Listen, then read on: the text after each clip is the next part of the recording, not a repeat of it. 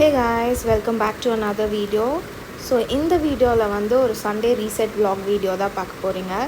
So working பீப்புளோட லைஃப்பில் Sunday எப்படி இருக்குது? ஸோ இருக்கிற ஒரு நாள் லீவில் க்ளீனிங்கும் பண்ணணும், அடுத்த வீக் மீல் பிளானிங்கும் பண்ணணும், ஃபுல் ரெஸ்ட்டும் எடுக்கணும். ஸோ இதெல்லாம் எப்படி நான் பண்ண போகிறேன்றது தான் இந்த வீடியோவில் நான் காட்ட போகிறேன். ஸோ வாங்க வீடியோக்குள்ளே போகலாம்.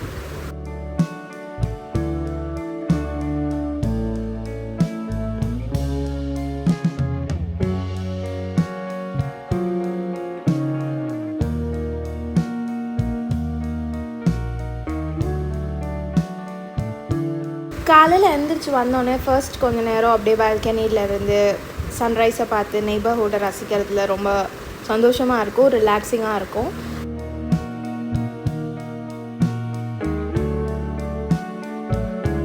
அப்புறம் ஃபர்ஸ்ட் திங் வந்து செடிக்கெல்லாம் தண்ணி ஊற்றுறது தான். எல்லா செடியும் பார்த்துட்டு எங்கேயாவது இலை காஞ்சி போயிருந்தால் அதெல்லாம் பிச்சு போட்டுட்டு அதுக்கெல்லாம் தண்ணி ஊற்றுறது தான் மொதல் வேலையாக இருக்கும். அப்புறம் அந்த செடி வந்து ரொம்ப நல்லா வளர்ந்துருக்கும் போது நம்ம மனசு அப்படியே ரொம்ப சந்தோஷமாக இருக்கும். ஸோ இந்தாண்டு வந்து நான் ஒரு 2 இலை தான் பிச்சு வச்சேன் இந்த செடி தொட்டிக்குள்ளே. இப்போ வந்து நிறையா இலை வந்துடுச்சு அண்ட் புதுசாக நிறையா வரவும் செய்யுது. ஸோ அதை பார்க்கும்போது ரொம்ப சந்தோஷமாக இருக்குது. நெக்ஸ்ட்டு வந்து கொஞ்சம் நேரம் அப்படியே டிவியை பார்த்துட்டு ரெஸ்ட் எடுக்கிறது. ஏன்னா ஒர்க்கிங் டேஸில் இந்த மாதிரி நம்மளால ரிலாக்ஸாக உட்கார முடியாது. ஸோ இந்த ஒரு நாள் கில்ட் ஃப்ரீயாக உட்காந்து டிவியை பார்த்துட்டு இன்ஸ்டாகிராம் சோஷியல் மீடியா எல்லாம் நோண்டிட்டு அப்படியே ஜாலியாக உட்காந்துட்டு இருக்கலாம். ஸோ அது மாதிரியே ஒரு 1/2 மணி நேரம் கிட்ட எனக்கு டைம் போயிடும்.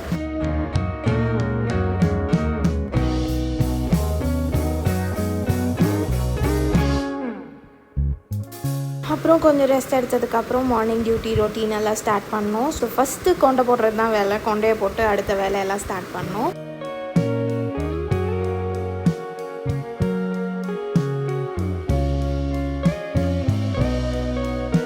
ஸோ ஃபஸ்ட்டு ப்ரஷ் பண்ணோம்.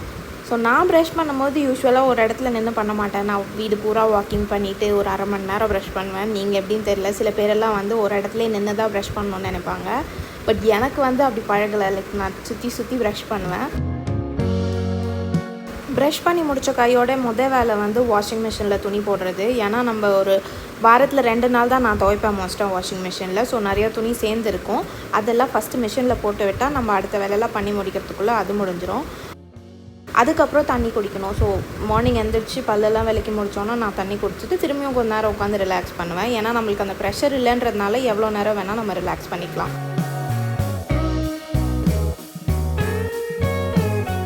அடுத்து வேலையெல்லாம் ஸ்டார்ட் பண்ண வேண்டியது தான். ஸோ முன்னாடி நாள் நைட் வந்து என் ஹஸ்பண்ட் சமைச்சிருந்தாங்க. ஸோ அதனால் கிச்சன் ரொம்ப மெஸ்ஸாக இருந்தது. அதை க்ளீன் பண்ணுறதுக்கே ஒரு பெரிய வேலையாக இருக்கும். ஸோ ஃபஸ்ட்டு அந்த குப்பையெல்லாம் எடுத்து போட்டு அப்புறம் பாத்திரம் எல்லாம் விளக்குனேன். நிறையா பாத்திரம் சேர்ந்துருந்தது. ஸோ அதெல்லாம் விளக்கி முடிக்கிறதுக்கே எனக்கு 1 hour கிட்ட ஆச்சு.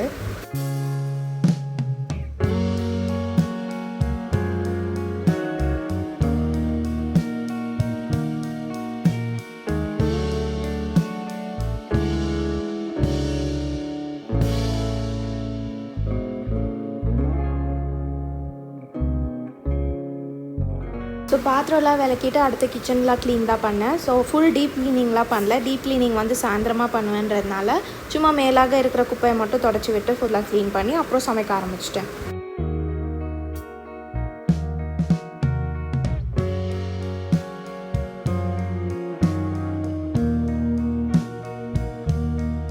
பிரேக்ஃபாஸ்ட்டுக்கு வந்து ரொம்ப நாளாக பூரி கிரேவிங்காக இருந்தது. பூரியும் சிக்கன் கறியும் சாப்பிட்ணுன்னு தான் ஆசை இருந்தது. பட் சிக்கன் அப்போது அந்த டைமில் வாங்கலைன்றதுனால பூரியும் எக் கறியும் சாப்பிட்டோம். ஸோ நல்லா ரொம்ப சாட்டிஸ்ஃபையிங்காக இருந்தது அதை சாப்பிடும் போது.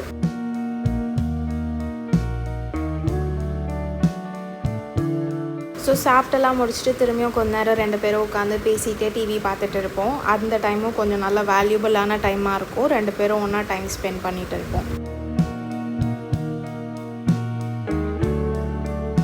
அதுக்கப்புறம் வீக்லி பிளானிங் ஸ்டார்ட் பண்ணணும். ஸோ அந்த வீக்லி என்னென்னலாம் குக் பண்ணுவேன்றதை பிளான் பண்ணிவிட்டு அதுக்கப்புறம் என்னென்னலாம் திங்ஸ் வாங்கணுன்றதை நான் எழுதி வச்சுடுவேன். ஸோ அந்த லிஸ்ட்டுக்கு ஏற்ற மாதிரி தான் திங்ஸ் வாங்குவோம். அந்த லிஸ்ட்டு போடாமல் இருந்தால் ரொம்ப எக்ஸ்ட்ராவாக வாங்கிட்டு நிறைய வேஸ்ட் ஆகுது. ஸோ அதனால் அந்த லிஸ்ட்டில் இருக்கிறது மட்டும்தான் வாங்கணும். ஸோ அடுத்த ஸ்டெப் வந்து மாவு அரைக்கிறதுக்காக அரிசி ஊற வைக்கிறது தான். ஸோ இந்த மாவு அரைச்சி வைக்கிறதுனால மட்டும்தான் ஒரு வாரம் ஃபுல்லாக பிரேக்ஃபாஸ்ட் கவலையே இல்லாமல் ஓடுது.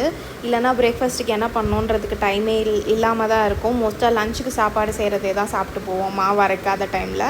அதனால் இந்த மாவு வந்து ஒரு பெரிய சேவியர் தான் சொல்லணும். ஸோ என்கிட்ட கிரைண்டர் இல்லை, அதனால் நான் மாவு ஊற வச்சுட்டு வெளியில் கொடுத்து அரைச்சிட்டு வந்து வச்சுடுவோம். ஸோ அது வந்து கண்டிப்பாக வீக்லி பிளானிங்கில் இருக்கும். அதுக்கப்புறம் என்னென்ன கண்டெய்னர்லாம் எம்டியாக இருக்கோ அதெல்லாம் ரீஃபில் பண்ணி வைக்கணும். ஏன்னா வேலைக்கு போகிற நேரத்தில் எல்லாத்தையும் ரீஃபில் பண்ணிகிட்டு இருந்தோம்னா ரொம்ப கஷ்டமாக இருக்கும், டைமிங் மேனேஜ் ஆகாது. அதனால் இன்றைக்கே பார்த்துட்டு எந்ததெல்லாம் ரீஃபில் பண்ணமோ அதெல்லாம் ரீஃபில் பண்ணி வச்சுடுவேன்.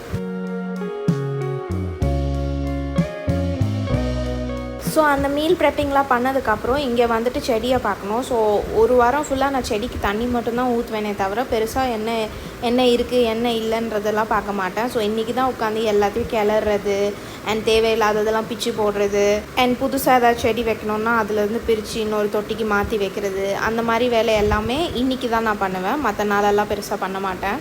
ஸோ அந்த வேலை பண்ணி முடிச்சதுக்கப்புறம் அந்த ஏரியா ஃபுல்லாக க்ளீன் பண்ணணும். அண்ட் இந்த பால்கனி ஏரியா வந்து நான் டெய்லியும்லாம் க்ளீன் பண்ண மாட்டேன். ஏன்னா அது ரொம்ப மண்ணாக இருக்கும், பக்கத்தில் கன்ஸ்ட்ரக்ஷனும் நடக்கிறதுனால நிறையா மண் சேரும். ஸோ அதனால் அது டெய்லியும்லாம் க்ளீன் பண்ண மாட்டேன். இந்த மாதிரி சண்டே ஒரு நாள் மட்டும் அதை நல்லா தண்ணி ஊற்றி க்ளீன் பண்ணி விட்டுறது. ஸோ நான் இந்த வேலையெல்லாம் பண்ணுறதுக்குள்ளே என் ஹஸ்பண்ட் போய் வேண்டிய திங்ஸ் எல்லாம் வாங்கிட்டு வந்துடுவாங்க. ஸோ அதெல்லாம் பிரித்து வைக்கிறது இன்னும் பெரிய வேலையாக இருக்கும். ஸோ ஃபஸ்ட்டு புதினா கொத்தமல்லி எல்லாம் கழுவி வச்சுட்டு காய வச்சதுக்கப்புறம் அதுக்கப்புறம் பிச்சு போடணும். மிச்சம் எல்லாமே வந்து நான் கண்டெய்னரில் ஸ்டோர் பண்ணி வைப்பேன். ஸோ இந்த ஃப்ரிட்ஜ் ஆர்கனைசேஷன் வீடியோ வந்து நான் தனியாக போட்டிருக்கேன், நீங்கள் அதை வேணால் பாருங்கள் டீட்டெயில் வீடியோவுக்கு. ஸோ யூஸ்வலாக வந்து ஃப்ரிட்ஜ் ஸ்டாக் பண்ணுறது வந்து இப்படி தான் பண்ணுவேன். ஸோ அடுத்த பெரிய மீல் ப்ரெப் வந்து ஜிஞ்சர் கார்லிக் பேஸ்ட் பண்ணி வைக்கிறது. ஸோ அது வந்து அவசரமாக காலையில் செய்ய முடியாது வீக் டேஸில், அதனால் வீக்கெண்ட்லேயே செஞ்சு வச்சுடுவேன். அண்ட் அடுத்து வந்து க்ரீன் சட்னியும் செஞ்சு வச்சுருவேன்.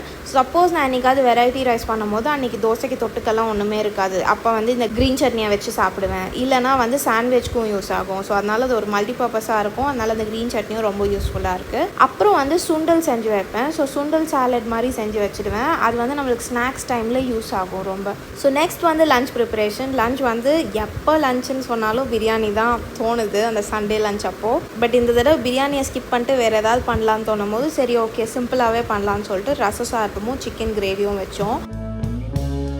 ஸோ அப்படியே குக் பண்ணிகிட்டு இருந்த கேப்பில் வந்து வெஜிடபிள்ஸ் எல்லாம் கூட கட் பண்ணி வச்சுடுவேன்.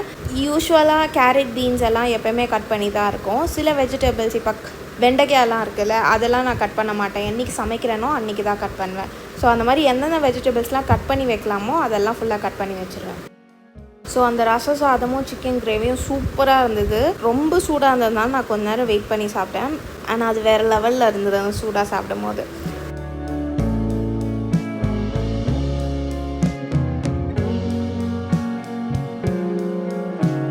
ஸோ அடுத்து எல்லா வேலையும் முடித்ததுக்கப்புறம் ஃபுல் கிச்சன் டீப் க்ளீனிங் தான். ஏன்னா ஒரு நாள் தான் கிச்சனை ஃபுல்லாக க்ளீன் பண்ணுவோம். ஸோ கிச்சனை ஃபுல்லாக வெளியில் இருக்க திங்ஸ் எல்லாம் எடுத்து உள்ளே வச்சுட்டு அண்ட் பாத்திரம் விளக்க வேண்டியதெல்லாம் விளக்குனதுக்கப்புறம் ஃபுல்லாக கிச்சனை க்ளீன் பண்ணோம். ஸோ நான் இந்த அகாரோலேருந்து ஒரு ப்ராடக்ட் வாங்கியிருந்தேன். இது க்ளீன் பண்ணுறதுக்கு ரொம்ப யூஸ்ஃபுல்லாக இருக்குது. லைக் யூஸ்வலாக ஸ்க்ரப்பரை போட்டு தேய்ச்சி முடிக்கிறதுக்குள்ளே என் கையெல்லாம் வலிக்க ஆரம்பிச்சிரும். ஸோ இந்த ப்ராடக்ட் வந்து ரொம்ப யூஸ்ஃபுல்லாக இருக்குது. நம்ம பட்டனை ப்ரெஸ் பண்ணி நம்ம அந்த மிஷினை மூவ் பண்ணால் மட்டும் போதும், அதுவே ப்ரெஷர் கொடுத்து க்ளீன் பண்ணிடுது. ஸோ அதுக்கு நிறையா அட்டாச்மெண்ட் மாதிரியும் கொடுத்துருக்காங்க. ப்ரெஷ்ஷு, ஸ்க்ரப்பு, அந்த மாதிரி டிஃப்ரெண்ட் அட்டாச்மெண்ட் இருக்குது. ஸோ நம்மளுக்கு எந்த அட்டாச்மெண்ட் வேணுமோ நம்ம அதை வச்சு க்ளீன் பண்ணிக்கலாம். கிச்சன் மட்டும் இல்லை, டாய்லெட்டையும் நான் டாய்லெட்டுக்கும் வேறு தனியாக ஒரு ப்ரஷ் வச்சுருக்கேன். ஸோ அதுக்கும் இதே மாதிரி தான் யூஸ் பண்ணுவேன்.